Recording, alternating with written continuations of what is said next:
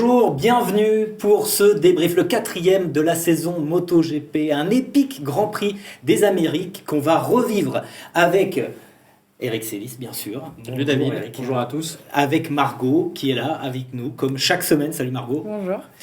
Thierry Capella, notre invité. Bonsoir Eric, bonsoir David, bonsoir Margot. Bonsoir Thierry, patron de l'European Bike. C'est un championnat qui se déroule sur le territoire français. Et puis on n'est pas seul, on est 4 autour de cette table, mais il y a nos acolytes de l'autre côté de l'Atlantique, Michel et Thomas. Michel Turcot, Thomas Morcellino, en direct du Texas. Salut les gars. Voilà. Dans un remake de Salut les gars, salut Margot. Vous portez les hautes formes, les... Ouais, on porte les couleurs, mais on va les enlever. Non, c'était mieux avec finalement. Ah bah ouais, tu sais ce que c'est Eric hein. Oui, vous êtes de plus en plus nombreux à nous suivre sur les réseaux sociaux, sur Facebook, sur YouTube. Merci à vous, merci à tous. Les cadeaux sont en train de partir. Vous avez été nombreux à jouer à nos concours de pronostics notamment. Alors personne n'a gagné le podium de ce Grand Prix. Il n'était pas facile, comme à chaque course. Un podium qui est à remettre en jeu, hein, une combinaison est restée à gagner. Il y a 2 places pour le Grand Prix de France également à gagner. On approche du Grand Prix de France, 13, 14, 15 mai prochain. Ce sera bien sûr sur le circuit du Mans. Le Grand Prix de France, 2 places à gagner simplement en likant la page et en commentant avec n'importe quel commentaire des... Positif, Positif, ouais, c'est mieux si c'est positif. Donc voilà, et puis il y a également, il y aura des jeux MotoGP 22 à gagner pour les pronostics, mais ça, on vous en parlera sur notre page Facebook, ainsi que le nom des gagnants de ce prochain numéro, le débrief du Grand Prix des Amériques. Voilà ce qui nous intéresse pour commencer. On se lance tout de suite avec le débrief de Michel Turcot.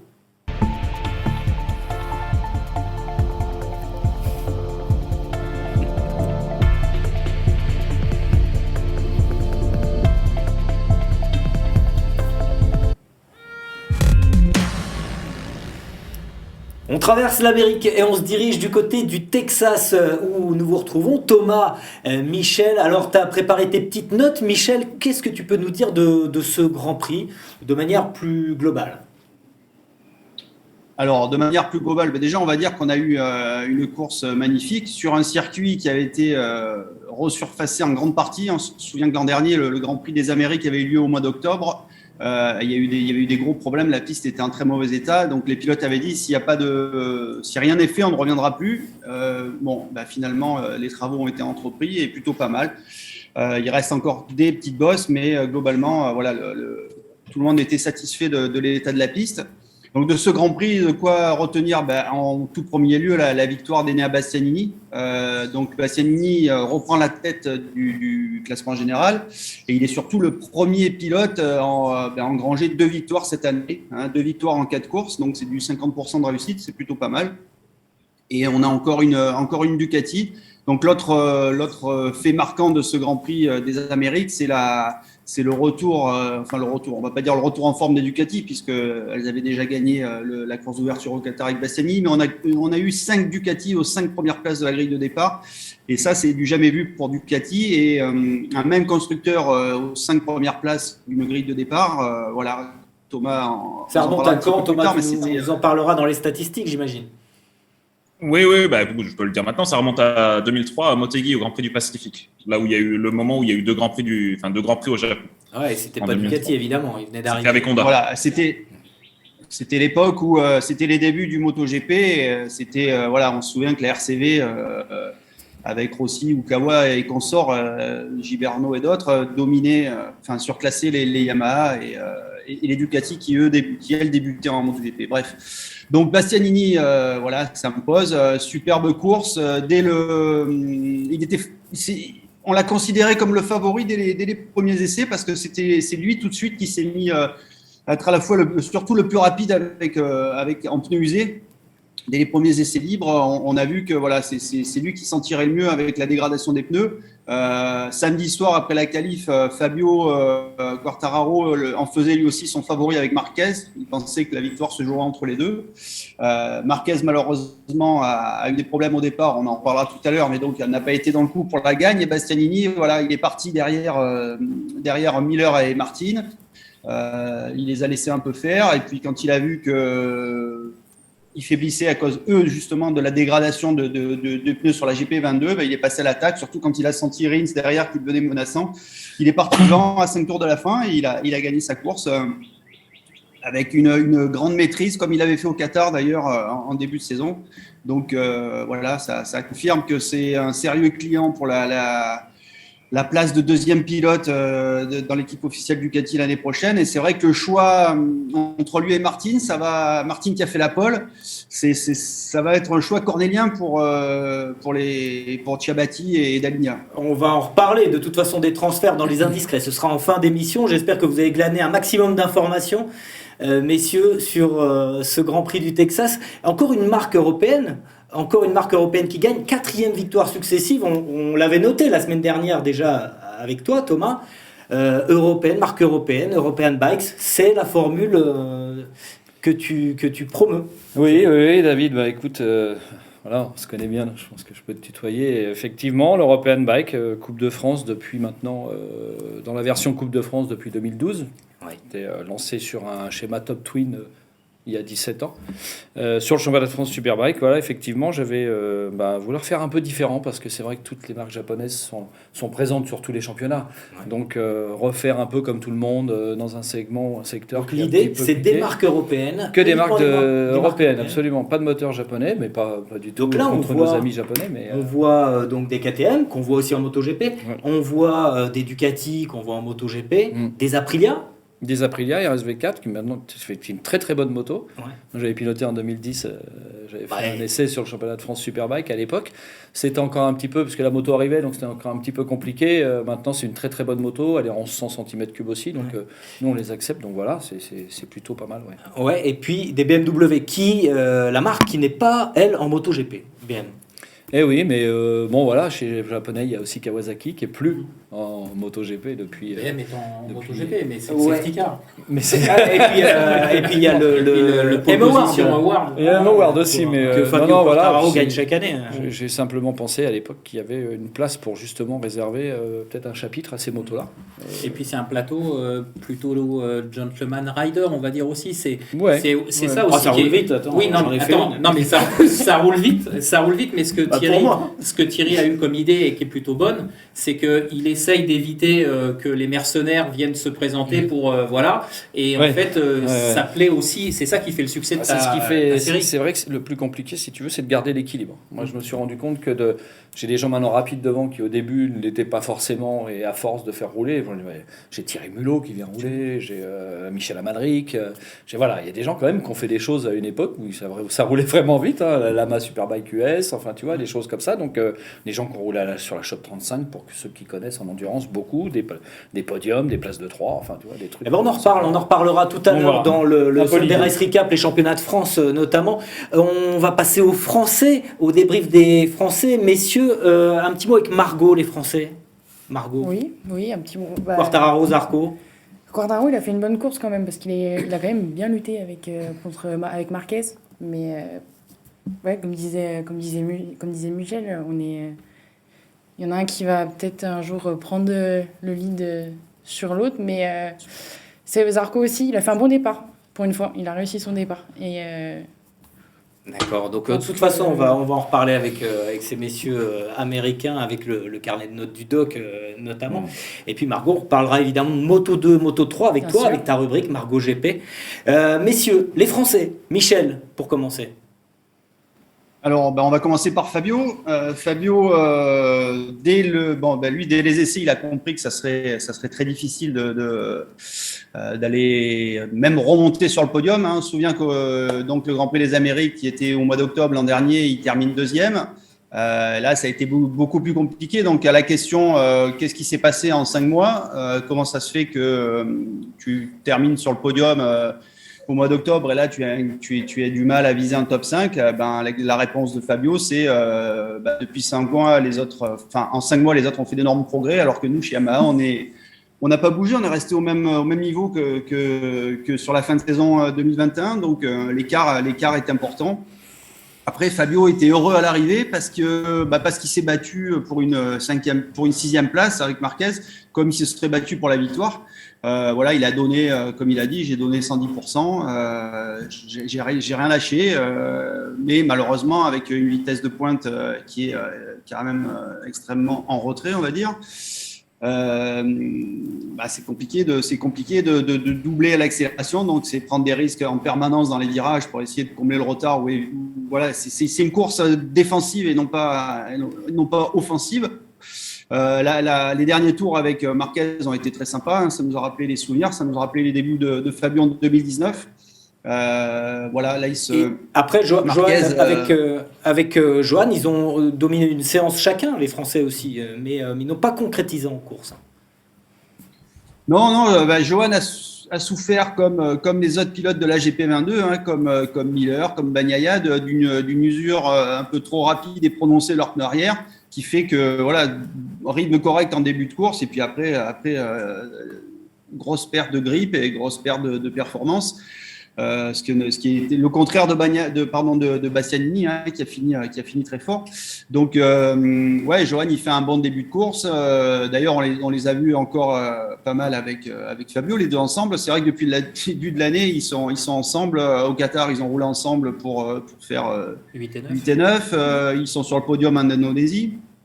Bon, en Argentine, Zarco est tombé, donc ils n'ont pas pu faire beaucoup de tours ensemble, mais c'est vrai qu'ils sont, en termes de performance, ils sont un peu toujours là tous les deux.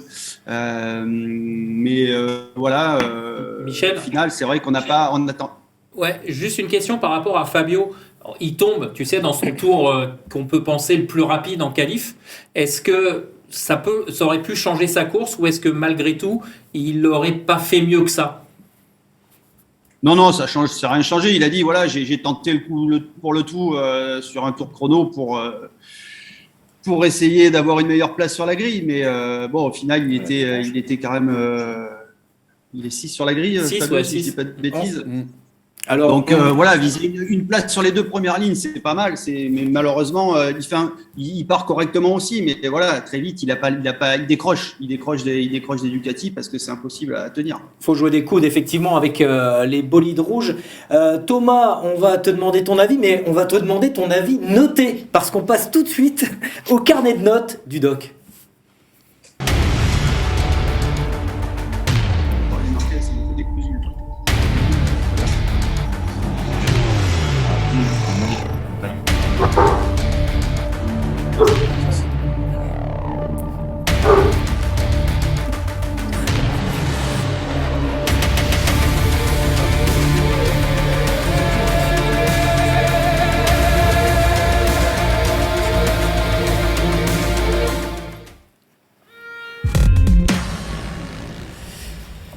Le carnet de notes avec Jack Miller qui nous a écouté, qui nous a entendu. Il était vexé, il a réagi, Jack Miller. Il a été vexé par son 0 attribué la semaine dernière.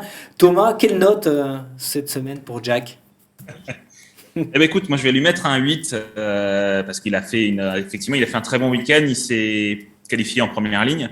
Et ensuite, il s'est battu. Enfin, il a mené une très bonne partie de la course avant d'être rattrapé par Bastianini, Et il savait, comme il le dit en conférence de presse, il savait qu'il lui manquait quelque chose. Il lui manque quelque chose encore pour rouler comme Bastianini, parce qu'il remarque que Bastianini a quelque chose en plus ça lui permet de faire la différence.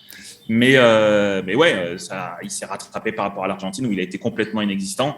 Là, on voit que Miller est là et qui, même si la cause semble peine perdue pour sa place dans le team officiel, il se bat encore pour peut-être être. On lui a posé la question en conférence.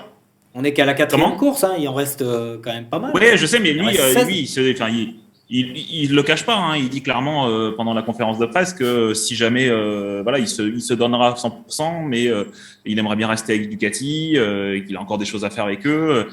Mais que si jamais demain Pramac, il était rétrogradé entre guillemets chez Pramac, il a dit ça reste de très bonnes motos, c'est des motos qui sont proches des motos officielles. Il Donc, a l'air de se préparer un peu. il désespère pas en fait. En gros, même s'il perdrait sa place, même s'il perd sa place dans le team officiel. Michel fait la moue à côté. Et pour une fois, je suis moins dur que Michel. C'est mort pour Miller. Oui, c'est mort pour Miller.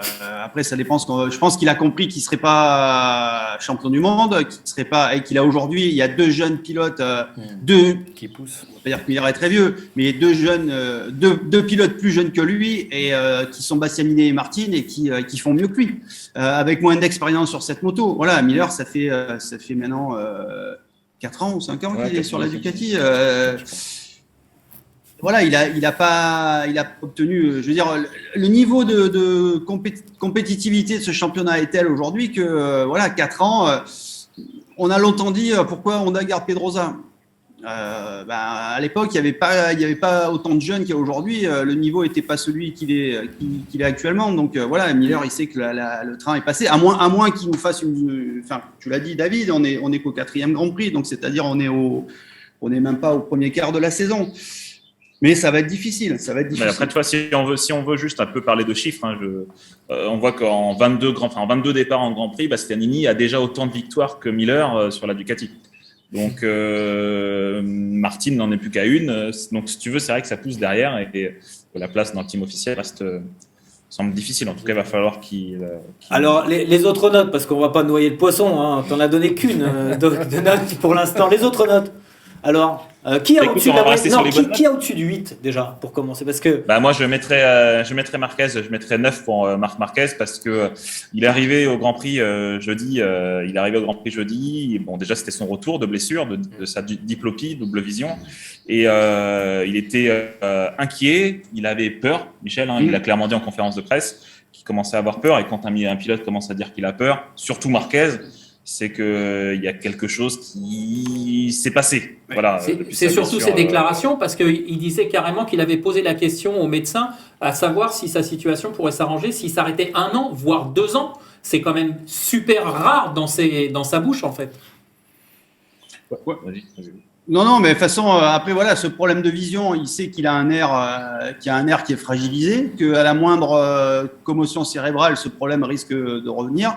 Donc, il a une épée de Damoclès sur la tête, et c'est vrai il s'est posé beaucoup de questions après l'Indonésie. De sa chute en Indonésie, il garde aucun souvenir. Donc il va même pas l'expliquer, parce qu'en plus cette chute, il était moins rapide que dans le tour précédent. Bref, il dit effectivement, entendre Marquez parler de peur, moi je l'avais jamais encore entendu. Voilà, il a pensé, il s'est demandé si ça valait la peine encore de continuer. Est-ce que souffrir comme il souffre? C'est vrai que Marquez, il a 29 ans. Quand on le voit avec ses cicatrices partout, on se dit, mais bon, au bout d'un moment, à quoi ça sert? La vie, enfin, il ne sait pas encore, mais sa vie, elle est devant lui. Et c'est vrai que se blesser comme ça, voilà, il a douté. Et puis finalement, en récupérant ce problème de vision, parce qu'en plus, il faut imaginer, voir double, c'est super. Oui. Voilà, c'est inconfortable, ça veut dire que c'est les vertiges, c'est qu'on peut pas bouger, on sait pas quand ça va revenir. Donc c'est vrai que c'est un truc hyper. On va rendre la parole au doc là, qui a pas fini ses notes. Merci Michel Thomas, mais quelles sont les mauvaises notes pour revenir sur Marquez, il a fait une course incroyable parce que on va y revenir dans le coup de cœur, je crois, Michel. Comment? On va y revenir dans le coup de cœur, je crois, avec toi. Si tu veux, mais j'en avais. Oui. On fera ça. Allez, on fera ça. Les autres notes, donc. Alors après, en dessous de la moyenne, je mettrais un 4, et encore, je pense que c'est un peu bien payé pour les pilotes KTM dans leur ensemble, parce que KTM, là, pour une fois, a été complètement inexistant. Même Brad Binder, qui a essayé de sauver les meubles, il termine 12e. Alors qu'il y a 2 courses de ça, même si c'était sur la pluie, Miguel Oliveira avait gagné la course. Et là, ce week-end, on les a pas du tout vus, que ce soit en qualif. C'est les pilotes ou la marque que tu notes là? C'est plutôt la marque, parce que les pilotes en eux-mêmes, je pense qu'ils ont le talent pour ça. Je pense que la KTM a encore du mal à rivaliser, en tout cas à se mettre au niveau des autres marques, surtout du Ducati. Ouais, là, ils ont une moto qui a du mal à tourner dans tout ce qui est rapide, et voilà, sur un circuit qui compte 20 voilà, les enchaînements rapides, ils avaient des problèmes de feeling de l'avant, de grip de l'avant, et qu'ils n'ont jamais réussi à résoudre. Donc, c'est un Grand Prix. Pas forcément un beau cadeau, comme disait Thierry, l'anniversaire d'Hervé Poncharal. n'a pas été Pas bien ça, c'est récompensé. sûr. on va voilà, dire. pas récompensé par Voilà. un bon résultat. Merci. C'est d'ailleurs pas terrible. Hein. Pas terrible les deux pilotes Tech 3, parce que depuis le début de l'année, Garner a marqué un point, Fernandez encore aucun. Ouais.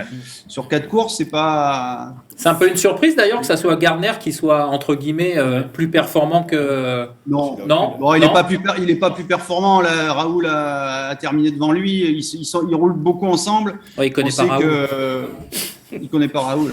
Ouais, non, bon, c'est vrai qu'on attendait un peu mieux des nous. deux meilleurs pilotes du championnat Moto 2 de l'an dernier. Ce qui d'ailleurs peut interroger sur le niveau du championnat Moto 2. Une dernière note, Doc, et on passe au coup de cœur. Ouais, bah écoute, la dernière note, ce sera Aleix Espargaro. Je lui mettrai la même note, 4. Dans l'idée, en fait, Aleix Espargaro, il gagne le Grand Prix il y a une semaine. Il a remporté sa première victoire. Et là, ça a été compliqué. Donc, même si le Grand Prix en Austin, lui-même c'est a été compliqué. beaucoup mieux que l'édition précédente, à Austin, où il était tombé 5 fois durant le week-end.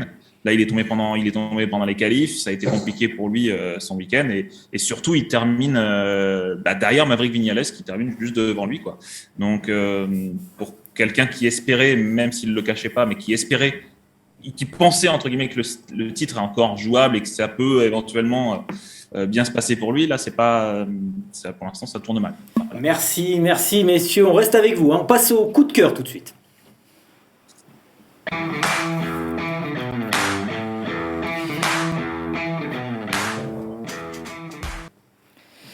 Le coup de cœur de ce Grand Prix des Amériques, on commence par toi, Margot. Qui as-tu élu? Alors, j'ai lu Enea Bastianini, mais j'ai eu du mal à choisir avec Marquez et Alex Rins, parce que Marquez, il fait une remontée folle, comme on l'a dit, et même Rins, il a fait des dépassements tout le long de la course. Mais c'est la deuxième victoire d'Enea Bastianini, et il a été quand même très régulier, il a parfaitement géré sa course. Et comme Michel le disait, il a été très patient. Et lui aussi, il avait un problème au niveau de son pneu qui surchauffait avant. Et quand il a vu l'occasion, il est parti. Et je crois que c'est dans le 16e tour où il a passé Miller. Après, il a poussé. Il a pris la s'est envolé. poudre d'escampette. Ouais. Et c'est pour réagir à ce que les garçons disaient, c'est que moi, je m'attendais vraiment à ce que Rory Martin soit vraiment devant. Il le fait en qualif, mais pas en course. Alors que Bastianini, lui, le fait. Il le fait. Pour l'instant, c'est le plus régulier. Merci Margot. Donc Bastianini pour Margot et pour vous. Alors Michel, on sait que tu trépignes. Marquez donc. Non, mais parce on avait évoqué le sujet un peu plus tôt, David. Moi, je t'avais dit mon coup de cœur, il est pour Carlo Pernat. Parce que Carlo Pernat, c'est le manager d'Enea Bastianini et de Tony Arbolino qui a gagné son premier Grand Prix en Moto 2. Donc voilà, ça fait plaisir parce que c'est vrai qu'il y a certains. Un monument des Grands Prix, Carlo Pernat. Ont un peu tendance à se moquer un peu de Carlo en disant qu'il est trop vieux et qu'il comprend plus rien, mais bon, il sait encore choisir ses pilotes. Voilà. Et sinon, oui, le coup de cœur, Marc Marquez, voilà, sa course, elle est extraordinaire parce que Marc Marquez, il est dernier au premier virage et c'est pas de son fait puisque c'est sa moto qui est en panne. On sait ce qu'il a eu exactement ou pas alors? C'est un problème électronique, quoi. Mais bon, qui n'était pas expliqué hier soir encore. Mais le launch control est resté coincé. Voilà, c'est comme s'il était au pit limiter quand il est parti, quoi. Donc, c'est au premier virage que ça s'est remis en route. Néanmoins, il a quand même gardé une alarme sur son tableau de bord toute la course. Donc, on peut imaginer un pilote qui, en début de week-end, annonçait qu'il avait peur de ne pas être en confiance sur sa moto, de ne plus retrouver, d'être un peu perdu. Il se rassure sur les premiers essais et il fait une course incroyable en roulant dans le rythme des premiers, avec une moto qui est quelque part en panne et on ne sait pas si elle va pas le satelliser encore un virage ou un autre. Donc voilà, chapeau pour Marquez. Merci Michel. Notre invité Thierry Capella, pour toi le coup de cœur c'est quoi? Le coup de cœur, moi j'ai eu un beau coup de cœur pour cette bagarre, cet échange on va dire entre Marc Marquez et Fabio. Voilà. J'ai aussi ressenti quelque chose pour l'action et pour c'est cette passe d'armes. J'ai trouvé cette passe d'armes sur les 3 quarts de course, fin de course. Alors peut-être que voilà, je suis pas là dans la place de Fabio, je suis pas dans sa tête, mais ce que je veux dire c'est de cet échange en disant attends, je vais te montrer que je suis là, je suis le patron. J'ai senti un échange comme ça entre celui qui veut revenir et qui est là et qui est présent et que, comme dit Michel, partant dernier avec un problème technique, en MotoGP arrivé, et je pense qu'il partait devant, il pouvait gagner. C'est clair, et puis même de refaire ce qu'il avait déjà fait auparavant, donc moi j'y croyais plutôt. avant justement son souci mécanique. Et après, moi, ce qui m'a ravi, c'est à un moment donné cet extérieur dans le gauche en bas de Fabio, quand il y a un problème justement avec Marc qui dit, je crois, sur le carénage, voilà, ça part sur le cale-pied, ça part un peu comme ça. Fabio, il est hyper réactif, ça part sur l'extérieur comme ça, mais ça revient, il se recharge en bagarre, etc. Enfin, moi, j'ai trouvé ça, voilà, j'ai vraiment pris des tours pendant un bon moment avec ça. Donc, j'ai un coup de cœur sur ce moment passé du Grand Prix, mais dans la totalité, bien évidemment, bravo à tous les pilotes, mais ce moment m'a bien ravi en tout cas. Merci Thierry. On retourne aux États-Unis avec Thomas. Ton coup de cœur à toi. Parce qu'il ne suffit pas de distribuer des notes, des cartons. Hein. Jacques Miller. Jacques Miller. Non, mais écoute, c'est vrai que je ne vais pas être original. Ça va être pour moi Marc Marquez, encore une fois, mais c'est parce que tu connais mon attrait pour les statistiques et c'est vrai que j'espérais qu'il inscrive son 100e podium en catégorie Rennes ce week-end, qu'il renoue avec la victoire. Mais il nous a offert une belle course et voilà, tout a été résumé par vous tous sur en plateau. Donc voilà, j'espère que ça lui permettra de reprendre confiance cette course-là. On arrive à Portimao là où il a fait son retour l'année dernière de blessure. Donc ok, le coup de cœur pour Marquez, Bastianini, Marquez, Carlo Pernat, l'action Quartararo, Marquez et toi, Eric.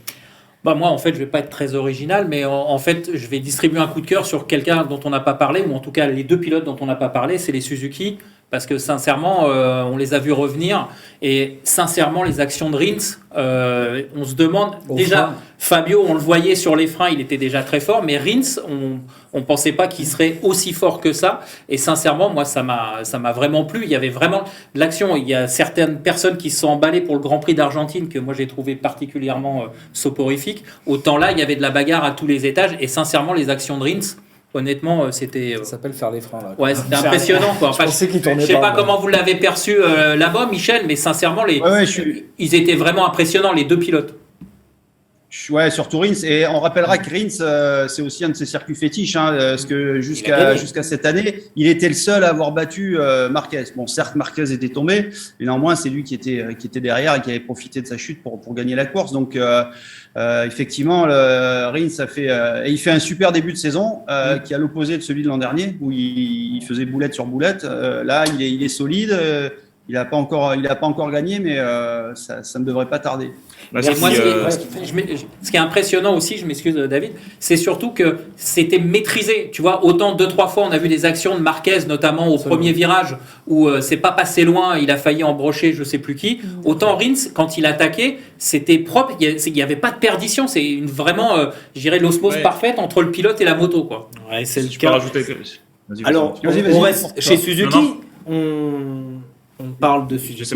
Eric, la transition est toute trouvée puisque vous avez interviewé, messieurs, un ancien pilote Suzuki, un ancien champion du monde Suzuki, Kevin Schwantz, résident sur le circuit des Amériques, là-bas au Texas. Et puis, vous lui avez demandé, messieurs, son avis justement sur les Suzuki, puisque après son titre en 93, il y a eu Kenny Roberts Jr. en 2000.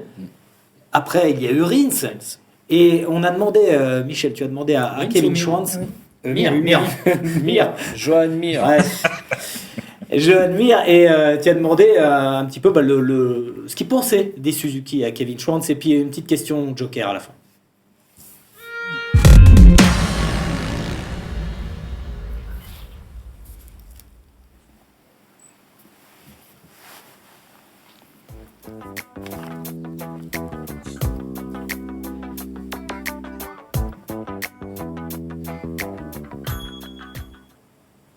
I think it's just the championship's gotten that much more difficult. I mean, there used to be 4 or 5 guys that could win every weekend. Suzuki stopping and starting between 11 and 14, whenever that time was, that wasn't an easy time for them, and to come back from that. I think they came back and were pretty good almost immediately, but it's getting that last little bit. You got to have a rider and a team, that really mesh well together and can work and continue to develop. I think last year, 2 years ago when they won the championship, I think it was a great team effort last year. They struggled. Alex had some crashes in races where maybe we had some more laps, we'd have had some more race data, we could have made more improvements. and once again, in Suzuki to get all those tricky little devices that they've come up with, the start device and this, that, and the other, it just takes them longer to develop that stuff. So much smaller factory, harder work there. Everybody there is very, very capable of building world championship winning equipment, but the factory's so small that it just takes longer for them to build stuff. So, it's good to see a pretty consistent start to the season, some good pace here initially in the first couple of practice sessions. Hopefully Suzuki's got a good bike here.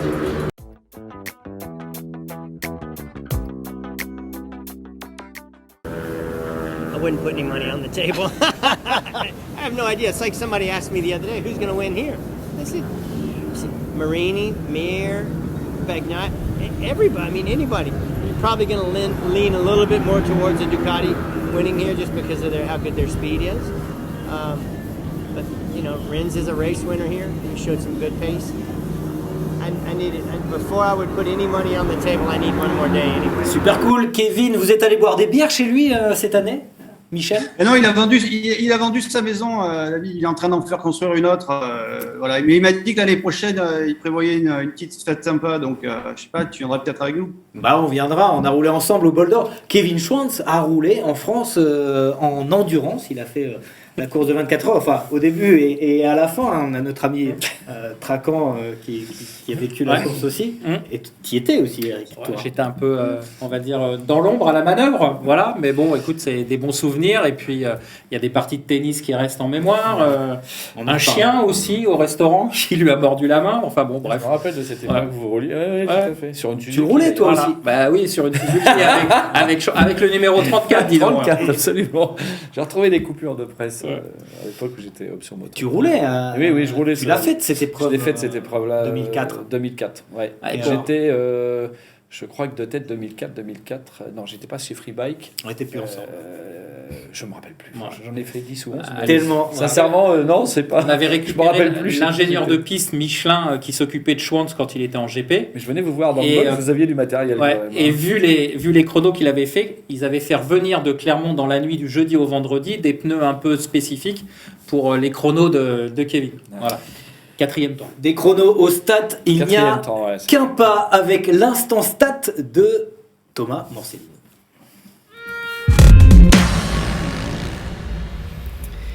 Thomas, quelle statistique pour ce Grand Prix des Amériques? Eh ben écoute, la première, je l'ai déjà spoilé tout à l'heure, c'est le fait qu'on ait eu 5 Ducati aux 5 premières places sur la grille. Donc, c'est une première pour Ducati, c'est une première pour un même constructeur depuis Honda en 2003, donc à Motegi. D'une façon générale, Honda a très souvent dominé les qualifs parce que dans fin des années 90, 97, 98, c'est arrivé à de nombreuses reprises. Des septuplés même, on avait sur la grille des Honda. Donc, on voit on a vu la domination des Japonais et on voit maintenant la domination d'une marque européenne. Là, on est sur une 4e victoire depuis le début de la saison, d'une marque européenne. Donc là, c'est pas une marque différente, mais une 4e marque différente. Mais on a eu que des Ducati, des Aprilia et une KTM.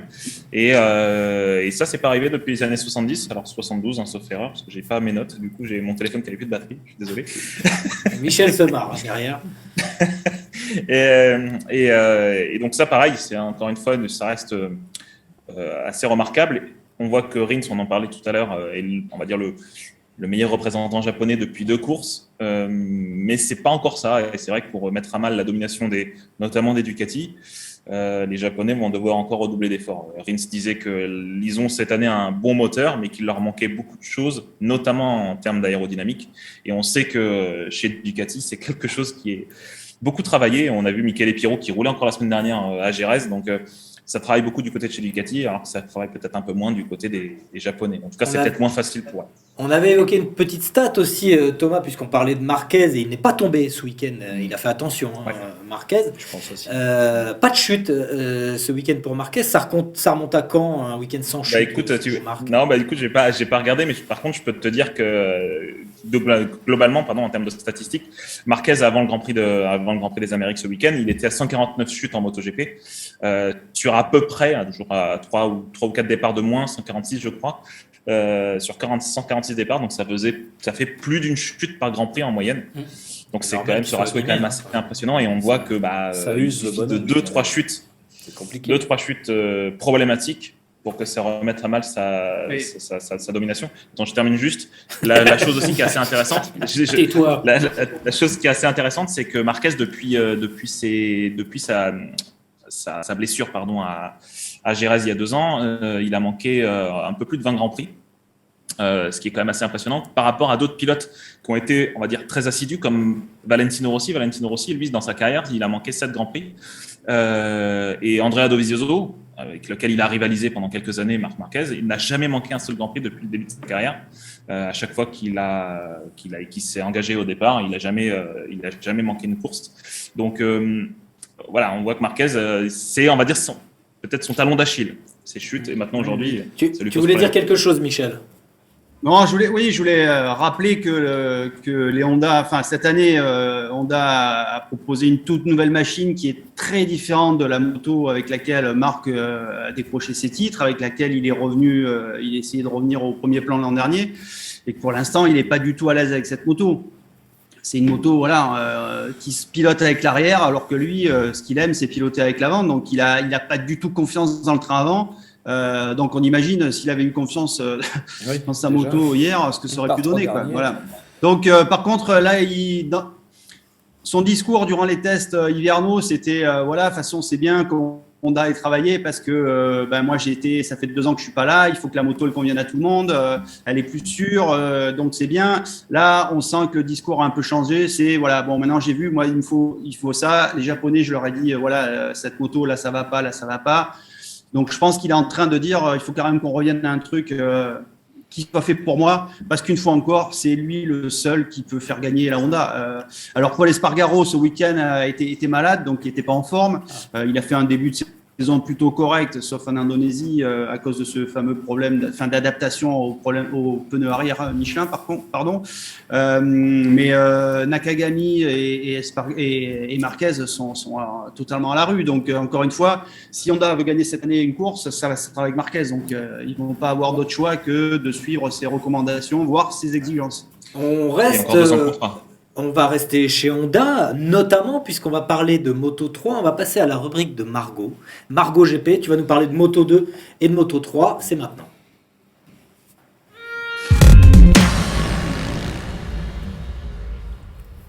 Margot, cette semaine, on commence par Moto 2 ou Moto 3 ? Moto 2. Une course pleine de rebondissements, Margot. Hein. C'est ça. C'est le moins qu'on puisse dire. C'est ça. Je ne sais même pas par quoi commencer tellement il y en a eu, parce qu'il y a beaucoup de choses à dire.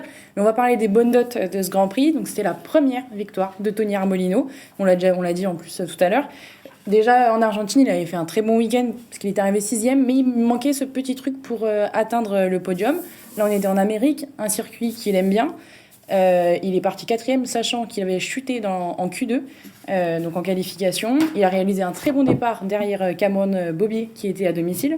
Il avait un très bon rythme de course. Il était derrière les leaders, Celestino Vietti et Aaron Canet, donc il roulait en 2-9. Il était donc derrière eux, et l'un après l'autre, ils ont chuté, donc on va y revenir juste après. Donc, ce qui lui a permis de prendre le lead de la course. C'était la première fois qu'il menait une course en Moto 2. Il a roulé un peu moins vite, il l'a expliqué pour assurer un peu sa course. Donc c'est sa première victoire et il n'était pas encore monté sur le podium en Moto 2 durant sa première saison qui était l'année dernière. Donc premier podium, il monte sur la plus haute marche du podium. Et derrière lui, il y avait Ayugura à 3 secondes 4 et derrière Jack Dixon qui pour lui aussi c'est la première, c'est son premier podium. Il était présent depuis 2010, il est présent depuis 2019 et on l'a vu, je pense que vous l'avez vu, il était très très ému à la fin pendant l'interview. Il a expliqué qu'il avait beaucoup travaillé quand même pour arriver à ce moment-là, qu'il avait eu quelques petites difficultés en course derrière Tony Arbolino, sachant qu'ils se sont tous les deux battus pour les premières places. Donc il prouve qu'avec ce podium, il prouve qu'il peut lui aussi être un acteur pour le titre. Et pour rappel, en Indonésie, il avait déjà fait une très bonne course, même s'il avait chuté. Mais il peut donc se battre aux avant-postes. Alors, juste avant de rebondir sur ce que tu viens de... Thomas, tu voulais intervenir, non ? Ouais, je voulais juste dire un truc sur Arbolino. En fait, Arbolino, juste pour en avoir discuté avec les membres de son staff le week-end dernier, c'est quelqu'un qui contrairement aux apparences, travaille beaucoup. En fait, quand on le voit sur les réseaux sociaux, on a toujours l'impression qu'il est un peu nonchalant ou autre, mais non, en fait, c'est quelqu'un qui travaille énormément, qui analyse beaucoup ses datas, qui travaille beaucoup avec ses mécanos pour justement ajuster sa moto. Et effectivement, en passant chez VDS cette année, on voit que il a franchi un step. Et bon, après, c'est sûr qu'il y a des circonstances un peu atténuantes sur cette course. Peut-être que tu y reviendras, Margot, mais c'est vrai qu'il y a eu pas mal de chutes et tout ça. Mais c'est vrai que cette victoire, il la mérite. Et le fait qu'il se soit battu pour le titre en Moto 3 il y a quelques années face à Albert Arenas, s'il avait pas été frappé en étant qu'à contact pour le Covid, il aurait été peut-être probablement champion du monde aujourd'hui. Donc voilà. Alors justement, Thomas en parlait, tu l'as évoqué aussi, Margot, il y a cette course de Moto 2, elle a été marquée par cet accrochage aussi. Oui, un accrochage au bout de la longue ligne droite de 1,2 km. Alors ça a impliqué plus ou moins 5 pilotes parce qu'ils sont pas tous tombés pour la même chose. J'ai regardé 25 fois la chute pour bien être sûr parce que c'était compliqué. Donc au début, c'est Sam Chantra qui a loupé son frein totalement au virage numéro 12. Mais pour rappel, il y avait quand même beaucoup de vent pendant cette course. Je pense qu'ils ont dû le sentir. Et il est venu percuter la roue arrière de Sam Lowe. Et donc ils ont tous les deux chuté, ils ont glissé. Et juste derrière, au même endroit... quelques instants après, c'est Fermin Aldeguer et Zanta van der Gorberg qui se sont accrochés et qui ont eux aussi glissé sur la droite. Et à ce moment-là, il y a Daniel Rodrigo donc, qui évite, comme les autres pilotes, ce qui est en train de se passer devant lui. Sauf qu'en fait, il vient faucher Zanta van der Gorberg qui est en train de glisser. Donc plus de peur que de mal parce qu'on l'a vu sur ses deux jambes. Certes, il boitait, mais il était sur ses deux jambes. Mais le festival de chute, il ne s'arrête pas du tout là. Parce qu'on est quand même passé aussi à côté d'un gros drame avec la chute de Pedro Acosta. Parce qu'il est tombé dans le 3e virage, dans cet enchaînement. Et quand il a glissé, il a recroisé au milieu.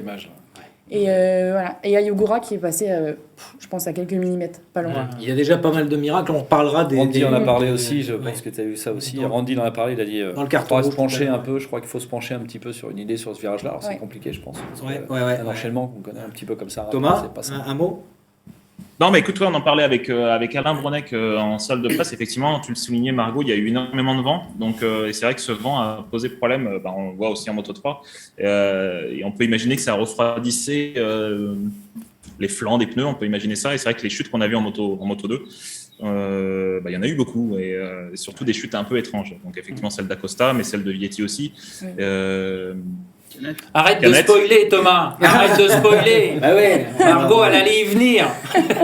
C'est pas grave. Non, mais il n'y a pas de souci. Margot, vas-y, continue. Parce qu'elle va parler de stats aussi. Elle a commencé d'ailleurs. Ouais. Vas-y, Margot.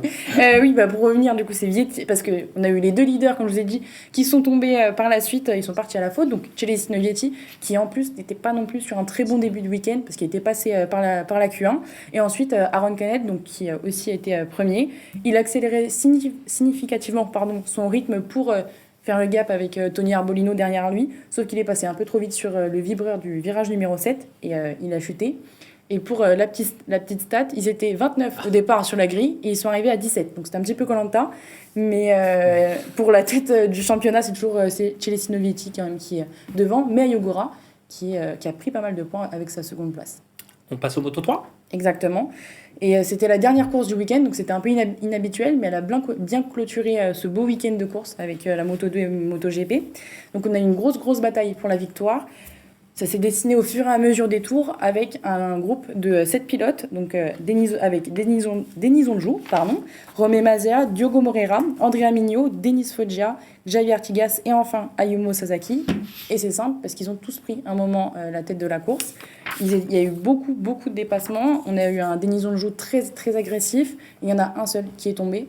C'est Diogo Moreira encore. Et c'était juste avant l'entame du dernier tour. Et à la fin, un duel, s'il ne peut en rester qu'un. C'est ça, un duel entre Romé Mazia et Andrea Mignot qui a lieu dans les derniers tours, dans les 4 derniers tours, il me semble. Donc Romé Mazia a pris le lead définitivement dans le dernier tour de la course. Et du coup, Andrea Mignot a voulu réattaquer, sauf que c'est dans l'avant-dernier virage. Il est sorti un peu trop large. Et c'est Denis Foggia qui a pris l'opportunité de saisir cette deuxième place. Et donc Romé Mazia s'impose et il ne s'était pas imposé. Petit moment stat depuis le Qatar en 2021 et il s'en est félicité parce que c'était sa deuxième course terminée de la saison et une victoire sur 2 courses.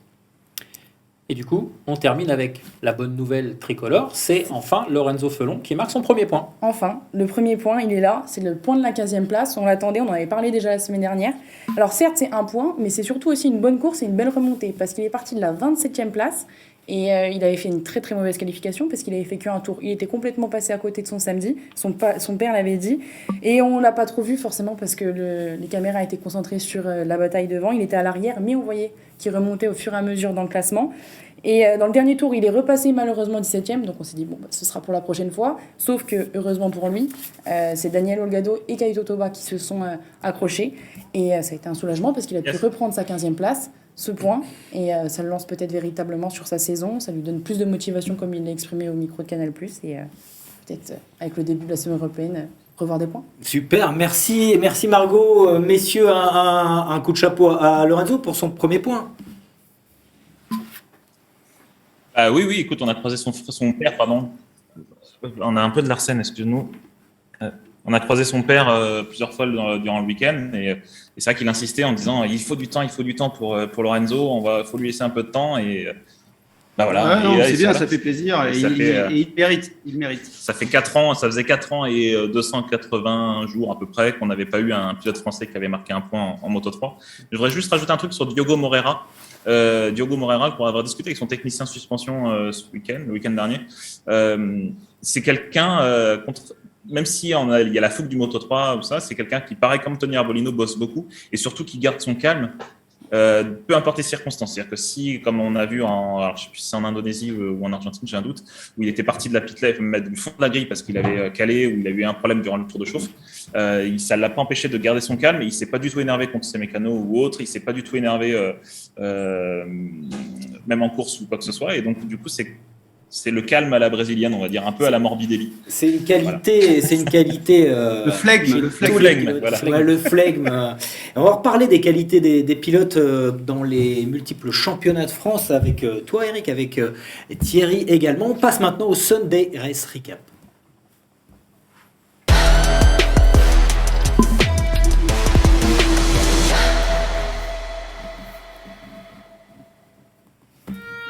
Voilà donc le Sunday Race Recap, David, le Sunday Race Recap qui, ce week-end, il y avait le Grand Prix aux États-Unis et le décalage horaire était bien fait puisque on a pu suivre également l'ouverture du championnat du monde Superbike, c'était en Espagne à Aragon, et on attendait évidemment le duel entre Toprak Razgatlioglu et Jonathan Rea.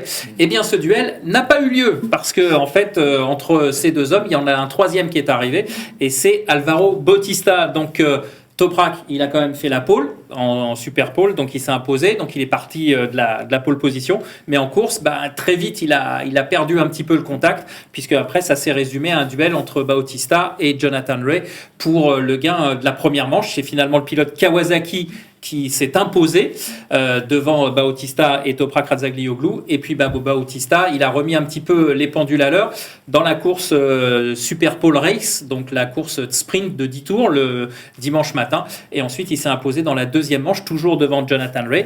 Et ça faisait, pour répondre aux statistiques du doc, ça faisait 911 jours que Alvaro Bautista n'avait pas gagné. 911 jours, ça correspond en fait aux dernières victoires qu'il avait engrangées pour Ducati. Maître Capello. Non, si tu veux un truc intéressant, juste ce week-end, il a fait autant de podiums que durant ses 2 ans avec Honda. Voilà, il y avait donc urgence, c'est ça? C'est ce que tu allais dire, David. Donc voilà, ça faisait 900 jours que Bautista n'avait pas gagné. Et puis du côté de Ducati, bonne performance également pour Rinaldi, puisque Rinaldi fait 2 fois 4e, et donc au niveau du championnat, il occupe la 4e place au niveau du championnat. C'est Bautista qui a 3 points d'avance, puisque c'est la différence sur la course sprint devant Rea, et Razgatlioglu est 3e, donc Aragon, pas forcément le circuit le plus adapté pour les Yamaha, mais la vitesse de pointe, encore une fois, avec cette longue ligne droite. C'est bizarre, il y a des points communs entre le MotoGP et le Superbike. Par contre, chez BMW, ça a été un week-end cauchemardesque pour Redding. On l'attendait, Scott Redding, qui avait surpris tout le monde en quittant Ducati pour aller chez BMW. Il n'a pas marqué un seul point, il a été très loin. Ça a été un petit peu cauchemardesque en général chez BMW. Et paradoxalement, le plus performant, c'est Loris Baz, c'est notre Français. Encore Voilà, un mais Français, hein, quand ouais, même. on va en reparler dans quelques instants. Et juste avant justement de parler des Français, juste un petit coup de chapeau aux 2 nouveaux pilotes espagnols chez Honda qui sont à chaque fois rentrés dans le top 10. Maintenant, il faudra être un petit peu plus performant pour aller jouer sur le devant de la scène du plateau Superbike. Donc les Français, Loris Baz, je le disais, meilleur Français, 11e en première manche, 7e dans la deuxième manche. Lucas Mayas, 14e et 11e, c'était un petit peu moins performant. Et malheureusement pour Christophe Ponson, pas de points à l'arrivée de ce week-end. Voilà, donc ça c'est pour le Superbike. En Supersport, on a eu un super duel entre Dominique Egarter et Baldassari. Ça a été extraordinaire. Il y a l'image du week-end, je pense que c'est cette entrée dans le dernier virage du circuit où Baldassari perd la moto, ça glisse, il tape à Egarter. Je ne sais pas si c'est le contact en fait qui fait que les deux reprennent de l'adhérence et finalement ça finit comme ça.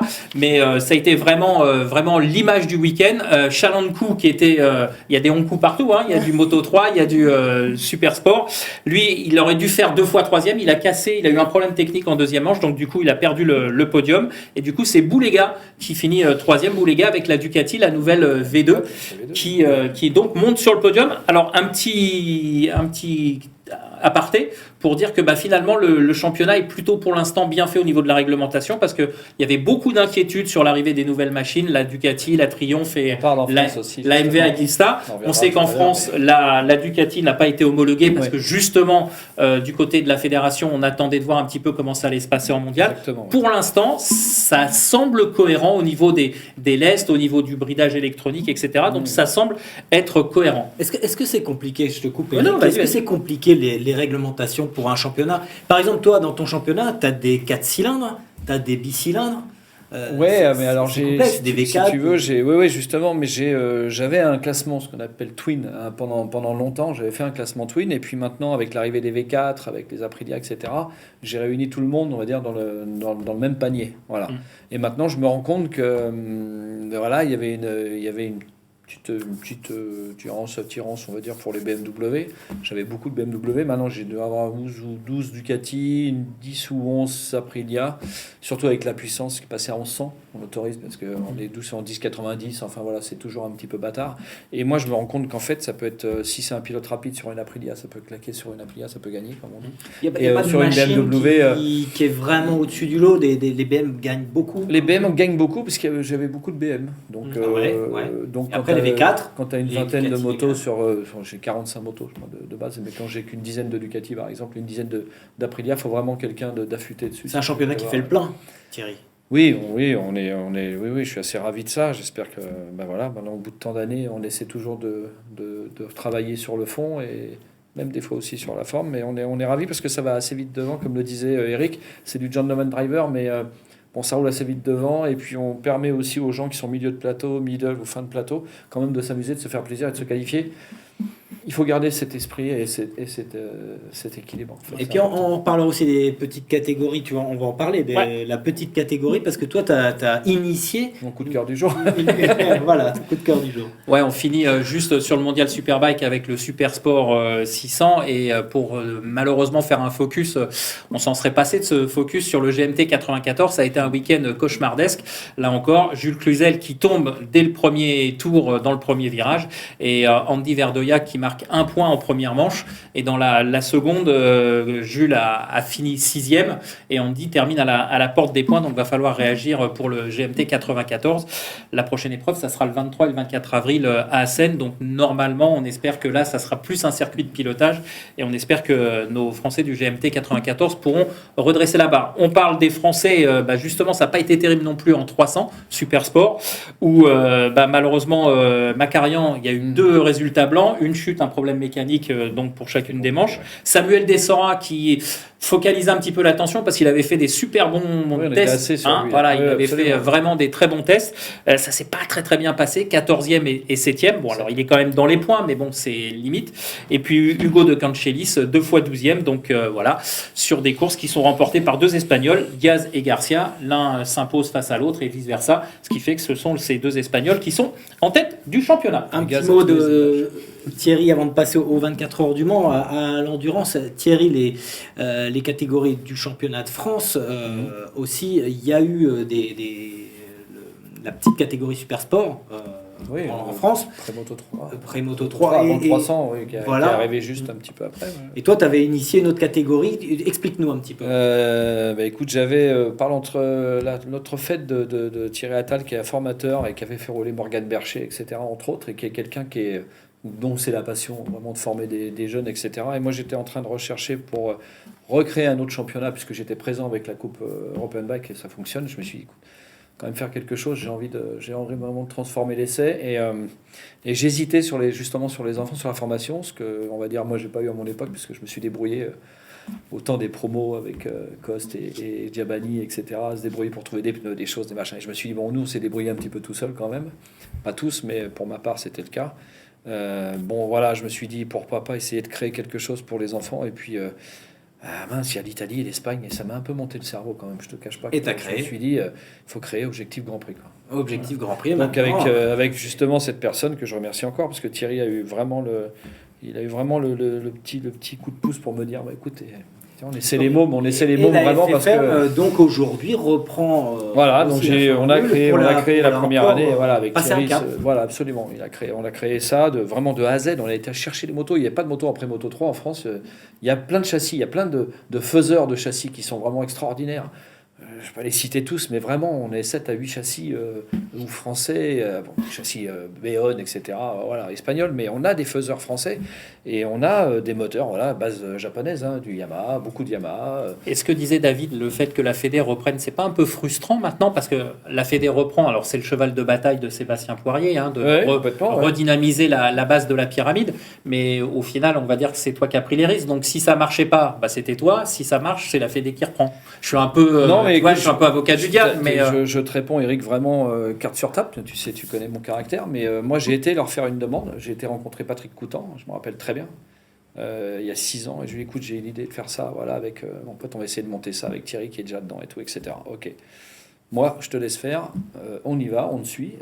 Après, c'est à nous les rênes du bateau, c'est-à-dire que faut tout créer, l'aide financière. J'ai créé le logo, on a tout créé. Quoi. Et on a une petite incise de la part de nos amis américains. Là. Non, pas une statistique. Désolé, je sais pas si vous m'entendez bien parce qu'il y a quelqu'un qui passe l'aspirateur pas loin. C'est fonctionnel chez vous. Juste une question, on a vu. C'est ça. Juste une petite question, Thierry. Juste ce week-end, on a vu donc la première manche du Moto America et la catégorie Northern American Talent Cup. J'avais déjà posé la question il y a quelques années à Carmelo Espeleta, le PDG de la Dorna, sur le fait d'initier peut-être une French Talent Cup. Est-ce que c'est pas quelque chose qui pourrait être intéressant à l'avenir de s'associer avec la Dorna qui sait faire ce genre de coupe de promotion? Écoute, je baisse le son, je suis désolé parce que j'entends. Moi, ce que je sais de ce que la fédération m'a dit, il y a Sébastien, effectivement, le président Poirier, et Patrick Coutan et tous les intervenants ont vraiment misé les 4 ou 5 ans qui viennent sur les enfants. On sait que c'est dans le temps long. Nous, on part de loin quand même. On a eu des champions du monde, etc. Enfin, je veux dire, c'est plus sur la formule et le temps. On n'est pas des spécialistes de ça, de créer l'ETC comme en Espagne, de créer des championnats très très tôt pour les enfants. Ils ont bougé vraiment au niveau de tout ça. Ils ont vraiment changé les âges. Ils ont fait des championnats par région maintenant avec OGP Championnat de France, OGP Normandie. OGP. Donc il y a eu vraiment des choses, pour une fois, il y a vraiment des choses qui se sont créées. Il faut que ça se mette en place, il faut que ça prenne du temps. L'idéal, c'est un peu ce que veut faire la fédération, si tu veux, c'est d'arriver à créer un ETC français. Donc de pouvoir créer en France qu'avec des NSF 250. Donc avec les pneus, parce qu'ils sont déjà absolument, FTC. Parce que si tu veux, ils sont déjà Bridgestone. Donc on pourrait faire FTC, ce qui serait pas idiot, avec des 250 NSF. Bien sûr, les pneus Bridgestone qui sont pourtant la monte officielle pour l'ETC en Espagne, et d'arriver après, mais d'aller chercher un promoteur espagnol ou pour l'importer, non, il y a déjà l'ETC là-bas. Je pense qu'il faut former nos pilotes ici, qu'on arrête de prendre 3 secondes en y allant. Et puis qu'on arrive là-bas un peu plus fort. Moi, j'ai fait le maximum pendant 6 ans pour ça. Je suis ravi en tout cas pour répondre à la question d'Eric rapidement, mais c'est vrai que c'est important. Non, pas de frustration. Pourquoi ? Parce que moi, à un moment donné, au bout de 6 ans, j'arrive à un niveau où si j'ai pas le support fédéral, Je suis un promoteur privé qui, bien sûr, je fais partie de la CNV, puisque j'y suis pour La Commission donner des nationale idées. de vitesse. Absolument, donc on apporte des idées. Je leur remercie de pouvoir me laisser parler, c'est pas toujours simple. On amène des choses, nous on est plus côté ancien pilote, donc on se dit aussi, tiens, j'aimerais bien faire ceci, faire cela. Mais ils sont là, ils sont à notre écoute. Donc non, je suis pas frustré du tout de ça. Je veux simplement que ça continue, que ça se renforce, qu'on sorte des jeunes talents. L'idée, moi je l'ai fait à l'époque, c'est pour ça. Donc si ça arrive à ça, moi ça me va très bien. Merci. On verra notamment Amaury Misera qui part en Red Bull Rookie Cup. Voilà, je vais y arriver qui sort cette de année, chez donc qui était qui champion de sort France. d'Objectif Grand Prix. Absolument, sur une Béonne qui a très bien roulé. Allez, on enchaîne avec les 24 heures On du Mans. enchaîne avec les 24 heures du Mans. C'est ce week-end. C'est ce week-end. Les là. équipes, on est aujourd'hui lundi, les équipes sont en train de s'installer. Demain, ça roule. Demain, la météo est pas top, mais pour le reste de la semaine, ça va être normalement parfait. Une vingtaine de degrés, du soleil. Je crois que Michel et Thomas y seront également, il me semble. Non, vous y serez, vous? Ah bah oui. Oui, bon. Oui, alors, j'avais coupé. Parfait. Donc, et puis on vous annonçait la semaine dernière qu'il y avait eu un petit drame du côté du CIV avec la blessure de Zanetti pour l'équipage ERC numéro 6, la Ducati numéro 6. Là, ils ont fait un gros coup médiatique du côté de cette Ducati puisqu'ils ont embauché ni plus ni moins que Chaz Davis. Chaz Davis qui était l'année dernière encore chez Ducati, qui était auparavant pilote officiel Ducati, ancien champion du monde Super Sport. Donc, on va voir ce que ça va donner. Pardon ? Il est toujours chez Ducati, il est coach dans le team Ouais, Aruba. il est coach chez Aruba pour Rinaldi et pour Bautista. Donc on va voir ce que ça va donner. Sur la piste, normalement, ça devrait causer. Au niveau du chrono, après, Chaz Davis rentrait comme ça, direct dans le grand bain des 24 heures du Mans, avec beaucoup de trafic, avec beaucoup de motos. Il n'a jamais connu ça. Je ne crois pas qu'il ait roulé, Thomas, je parle sous ton couvert, mais je ne crois pas qu'il ait roulé en endurance. Il ne me semble pas qu'il ait fait de course d'endurance, même pas à Suzuka. Je ne crois pas. Donc voilà, ça va être chaud. Il va falloir doubler du monde. Là. Ouais, ça va être compliqué. Et puis pour terminer sur la page endurance, un petit peu de promo, voilà. Sachez que la chaîne L'Équipe a renouvelé pour 3 ans son partenariat avec Eurosport Events. Donc pendant 3 ans, vous pourrez suivre le championnat du monde d'endurance moto sur la chaîne L'Équipe, une chaîne de la TNT, donc gratuite. Et ça commence dès le week-end prochain avec 17 heures de direct. Discovery Events, exactement. Exactement. Et on continue la promo. Thierry, toi, dans tes multiples casquettes, tu présides aussi aux destinées commerciales d'un magazine de sport. Concurrent de celui de Michel d'ailleurs. On se connaît bien avec Michel, tout va bien. On est des passionnés. GP Racing et Sport Bike, voilà. Les magazines ça fait de sport moto français. Voilà, absolument. Et je crois que tous les deux, on a une grande passion pour ce sport. Et puis voilà, je pense qu'on le prouve à chaque fois. Et d'ailleurs, je crois que ce sont 2 beaux magazines. Voilà. Donc je remercie, je fais un clin d'œil à Tommy parce que Tommy Marin, au sein de Sport Bike, qui vraiment dirige et qui est le propriétaire de ce magazine. Après Diane de Salve et de nombreuses années, je crois que ça fait 22 ans maintenant de présence de ce magazine. Moi, ça doit faire 12 ou 13 ans sur le commerce et puis un peu d'essai moto aussi, parce que tu sais bien que j'aime bien quand même aller tâter du bitume encore un petit peu quand je le peux. Enfin, rouler, pas tâter. Tâter, oui, quoique ça m'arrive encore un petit peu. Bref, non, oui, bien évidemment, je fais un clin d'œil et puis encore à tous les passionnés. Et Michel me suivra parce qu'on n'est plus légion dans ce métier pour être sur ce segment qui est compliqué. Mais je maintiens il y a de beaux magazines encore sur le sport en France. Passion. Un petit mot sur les promos sport, Eric. On va essayer de faire vite. On va essayer de faire vite avec la deuxième. On est long, mais on va la faire deuxième épreuve. On est patient. La deuxième épreuve des Coupes de France Promo Sport. Donc un programme qui a été un peu écourté parce qu'il y a eu un problème en sidecar et du coup il y a eu des fluides qui ont été répandus sur la piste. Du coup on a abrégé le programme de l'après-midi. Sachez simplement qu'en promo 1000, c'est Maxime Hetzberg qui s'est imposé pour la seule et unique course. En promo 600, c'est Ilyes Blanchard qui s'est imposé devant Luca Sersosimo avec une grosse bagarre à la clé. En promo 500, c'est un nouveau doublé de Maxime Futz. En promo 400, c'est un duel entre Bousseau et David qui a animé toute la course. Et au final, c'est Michael Bousseau qui s'est imposé. En promo 125, c'est Thomas Gervais qui s'est imposé dans la première course. Et c'est Eliane Martin qui lui a rendu la monnaie de sa pièce dans la seconde. Enfin, en Promo Master, c'est Cédric Desmaris qui s'est imposé face à Ludovic Descours. Donc, il n'y a eu qu'une seule course, évidemment. Et en Promo Sidecar, c'est le tandem Fenoy-Casas et Druel qui s'est imposé en première manche. La deuxième course a été arrêtée donc suite à ce problème-là. Et la victoire est revenue au tandem Berthet-Vasseur en Promo Découverte. Belle bagarre entre Michel Roquet et Ali Mebarki. Victoire du premier nommé. Voilà pour cette Coupe de France Promo Sport à l'Hénon. Merci On y est Eric. arrivé. On a fait une grande parenthèse, mais elle est nécessaire cette parenthèse. On va revenir au MotoGP avec quelques petites indiscrétions pour terminer l'émission. Là, c'est tout de suite les indiscrets.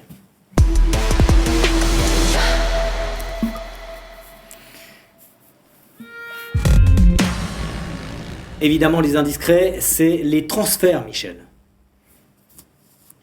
Oui, David. Les transferts cette année, je pense qu'il va falloir un peu patienter. On est en train de revenir à des schémas qui ressemblent, plus proches de ce qu'on a connu il y a 10-15 ans que ceux qu'on a connus il y a 4-5 ans, où les pilotes signaient 2 ans avant de nouveaux contrats. Là, on s'aventure. Voilà. Je pense que d'ici le mois d'août, on y verra plus clair. Donc voilà, je pense que j'ai pas mal discuté avec Livio Suppo ce week-end et lui disait que voilà, c'était quand même mieux de pouvoir jauger un petit peu la valeur des pilotes sur une première moitié de championnat, ou tout au moins un premier tiers. Et de la même manière, avant de se positionner, les pilotes ont besoin aussi de voir les performances des machines qui pourraient les intéresser ou des constructeurs qui pourraient leur proposer de nouveaux contrats. Et ça, c'est pareil, quoi. C'est bien d'avoir un peu quelques courses pour pouvoir se faire un avis un peu plus pertinent. Tout le monde se demande ce que va faire Fabio Quartararo, donc on va en retoucher un mot. Hier soir, je demandais à Fabio justement, on sait qu'il il y a 3 solutions. C'est rester chez Yamaha ou aller chez Honda ou chez Suzuki. Ce sont aujourd'hui les deux alternatives qui sont les siennes. Il a eu la chance de ferrailler avec Marquez hier, puis aussi de voir la Suzuki de Rins faire des trucs assez incroyables. Donc je lui ai demandé comment il avait jaugé un petit peu ces 2 machines et sa réponse a été en gros elles font un peu tout mieux que sa Yamaha.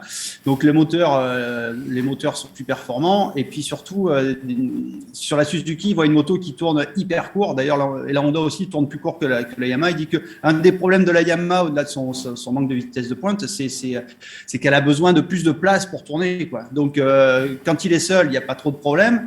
En revanche dès qu'il se retrouve en paquet où il ne peut pas adopter la trajectoire idéale. Et c'est aussi un problème un peu récurrent chez Yamaha. C'était problématique qu'avait Lorenzo dans le temps. Et il est plus en difficulté. Donc voilà, si Yamaha veut garder Fabio, il va falloir présenter des garanties sérieuses sur l'évolution de la M1. Merci messieurs. Et puis dans votre travail de la semaine aux États-Unis, vous êtes allé voir un ancien pilote de MotoGP. Ça nous fait toujours plaisir de le voir. C'est Danilo Petrucci qui évolue aujourd'hui en championnat américain et il a remporté les 2 courses de ce championnat, AMA Superbike, brillamment. Danilo Petrucci revenu sur Ducati. On écoute un court extrait d'une interview à découvrir sur les réseaux sociaux d'After Sunday cette semaine dans sa version intégrale. Ça fait 10 minutes, accrochez-vous.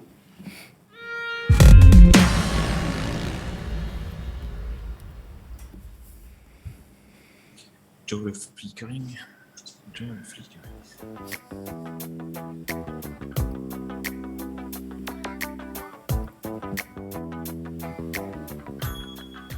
Yeah, let's see this year because with the Dakar I still have something inside. Ouais. Et puis je fais. I don't think I'm. Non. Especially because I broke the bike and I didn't receive the medal of finisher because I finished the Dakar but I missed 400 kilometers. On 9,000 I missed just 400 kilometers the day I broke the bike. But the day I broke the bike I said okay. Now it's a matter between me and the Dakar and I want to finish it and so I want to come back. But let's see this year first in Moto America how it goes. If there are the chance or let's say the will to do World Superbike next year with a good team, I will take in consideration. But at the moment, last year was really tough And I remember so well the moment I quit. I wanted to quit racing. On pourrait le retrouver, Danilo Petrucci, en Superbike mondial. On adore ce pilote qui a gagné en MotoGP, puis la fin a été très difficile. L'interview intégrale, super interview de Danilo. Alors ça fait un peu stroboscope, les lumières, mais bon, c'est l'ambiance Thomas Morcellino, ça. Ouais. Et voilà, mais voilà, Danilo Petrucci, toujours très intéressant. On fait vite, on passe au zoom technique, rapide, un petit mot technique. Et Thomas, c'est maintenant le zoom technique. Peggy 3. If you missed that curve, if you missed that podium, well, do not miss the new tools of MotoGP 22 to learn to ride like a legend. Revised tutorials, where rookies learn the basics and experts become flawless. New MotoGP Academy, to perfect your style.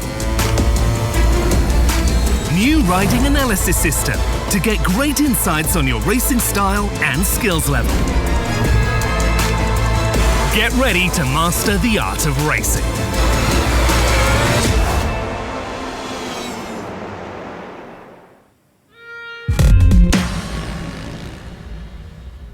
Dans la technique, on parlera de jeux moto. Un de ces jours, on fera une battle tous ensemble sur MotoGP 22. On est d'accord ? Simple pour moi, mais... Voilà, le zoom technique rapidement, Thomas. Justement, sur MotoGP 22, tu peux choisir entre soit utiliser l'embrayage, soit ne pas l'utiliser au départ. Et là, je te parlais du launch control, effectivement. Le launch control, en fait, il y a deux choses maintenant en MotoGP. C'est que soit tu as le launch control qui permet justement électroniquement d'aider au départ. Donc, c'est l'embrayage, c'est géré électroniquement. Donc, tu accélères à fond, tu lâches l'embrayage et normalement, tout se passe comme il faut. Et ensuite, tu as aussi c'est couplé maintenant avec le comment ça s'appelle, le All Shot Device. Start Device, tout ce que tu veux. Comment là, vous êtes aux États-Unis, donc... Vous êtes bilingue. Mais le launch control, ça peut être très difficile à régler parce qu'il faut trouver comment ça s'appelle, la limite entre l'adhérence, le wheelie et tout plein de choses à régler. Et c'est pour ça qu'on voit beaucoup de pilotes faire des essais de départ, notamment durant les essais hivernaux ou même après chaque séance d'essai, pour justement mettre au point, trouver vraiment cette limite entre l'adhérence, avec le All Shot Device, il y a tellement de paramètres à prendre en jeu qu'on voit qu'aujourd'hui, perdre, comme disait Johan Zarco la saison passée, perdre 2 dixièmes au départ, tu te retrouves trop loin dès le début et tu as conditionné ta course. Et alors, justement, ça, c'est par exemple. Oui, Thomas. Comment ? Excuse-moi. Non, continue. Ouais, donc voilà. Donc du coup, on voit qu'aujourd'hui, passer au-delà quand tu commences à faire une course au-delà de la 3e ligne, c'est compliqué. Et si tu loupes ton départ. Sauf si tu t'appelles Marquez. Ça s'appelle Marquez. Voilà. Ouais, mais ça l'a pas empêché. Même Marquez, si tu veux, même Marquez, je l'ai mis dans les statistiques. Marquez, si tu veux, c'est arrivé plusieurs fois qu'il soit parti d'au-delà de la 8e place sur la grille. Il a fait le podium qu'une seule fois. Et podium, c'est pas gagné. Il a terminé 2e, certes, mais il n'a pas gagné. Donc aujourd'hui, vraiment gagner au-delà de la 10e place sur la grille, c'est très rare. Et je crois que sur le sec, je crois qu'il faut remonter à Alex Rins en Aragon il y a 2 ans, je crois, en 2020. Et sinon, auparavant, c'était en 2007, je crois, avec Valentino Rossi. Donc, voilà, le départ conditionne une course, même si ça reste... il y a une bagarre, il faut faire une course dans l'entier. Voilà, c'est sur les premiers mètres que peu de touches peuvent jouer. Oui, d'où l'importance des qualifications, et le lien est tout trouvé avec la dernière rubrique de cette émission, c'est le carton rouge, parce que les pilotes, pour bien se qualifier sur la grille de départ, s'attendent, et ça crée des problèmes de sécurité, messieurs. Oui, David, ça crée des problèmes et on a vu un gros coup de gueule d'Aleix Espargaro à l'endroit d'Alex Marquez aux essais. D'ailleurs, il s'est tellement énervé qu'après il est tombé. Il y a Alex Rins aussi qui s'en est pris à Alex Marquez.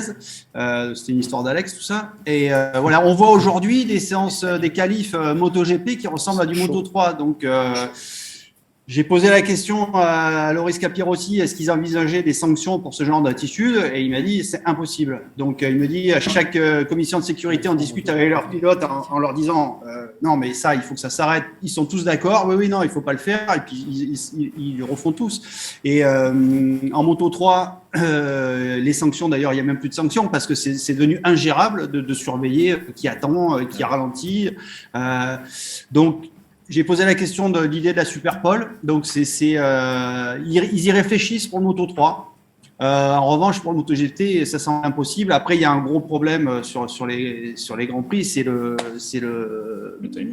timing, quoi. Aujourd'hui, entre les différentes séances, les journées sont pleines et ça paraît très très compliqué de trouver un créneau pour en plus ajouter une super pole. On y reviendra sur ce problème. Les problèmes de sécurité, c'est primordial parce qu'il ne faut pas qu'il y ait un accident avant que ça change. On est tous d'accord. Thierry, merci d'être venu. Merci à vous, merci de m'avoir invité, merci Margot, merci Eric, merci David. Merci Thierry, merci Margot d'être venue. On se revoit le 1er mai pour le Grand Prix d'Espagne. Ce sera le prochain Portugal, pardon. Ouais, c'est la fin d'émission, c'est difficile. Donc voilà, merci messieurs. Bon retour en Europe, puisque vous nous avez offert un très beau débrief, un très long débrief de ce Grand Prix des Amériques. Merci Eric, on se rejoint donc pour le Grand Prix du Portugal. Et on se verra au Mans ce week-end. Et on se voit au Mans ce week-end. N'oubliez pas de liker notre page, n'oubliez pas de commenter. Il y a des cadeaux à gagner, de nombreux cadeaux. Merci à tous, bonne semaine et à bientôt.